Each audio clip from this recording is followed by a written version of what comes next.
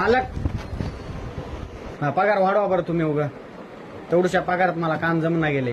कसला पगार वाढा तर तुझा? काय काम करतोस तू पगार वाढवायला?